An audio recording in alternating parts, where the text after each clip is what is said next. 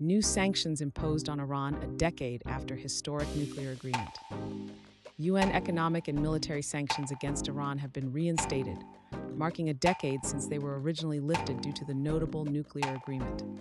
These stringent measures were initiated as the UK, France, and Germany, the three European signatories of the deal, invoked the snapback mechanism.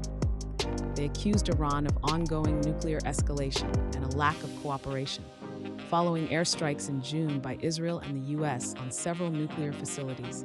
Iran halted inspections, breaching its legal commitments under the 2015 agreement.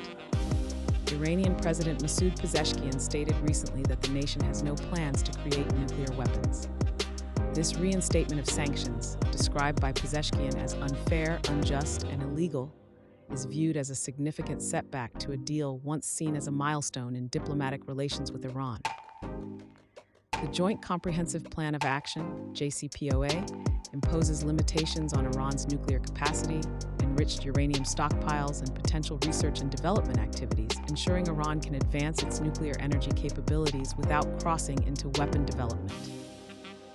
Following President Trump's withdrawal of the U.S. from the agreement in 2018, Iran has intensified its nuclear activities, deemed prohibited by the agreement. Trump has consistently critiqued the deal negotiated under his predecessor, Barack Obama, calling it flawed and promising to renegotiate. The Israeli and U.S. bombings aimed not only to curtail Iran's nuclear advancements, but also to penalize Tehran for supporting regional groups attacking Israel. Although these strikes were asserted to have caused significant damage, doubts remain about their effectiveness in hindering Iran's nuclear initiatives.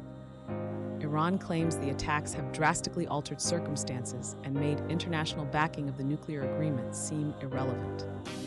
Remaining European allies still strive for diplomatic resolutions to ease relations. In a joint declaration, they urged Iran to avoid any provocative actions, asserting that the reimplementation of UN sanctions does not signify the termination of diplomatic efforts. Recent discussions between these nations and Iran at the UN General Assembly fell short of reaching a deal that would delay sanctions. The foreign ministers of the E3 emphasized their lack of options, asserting that Iran has continually failed to uphold its commitments.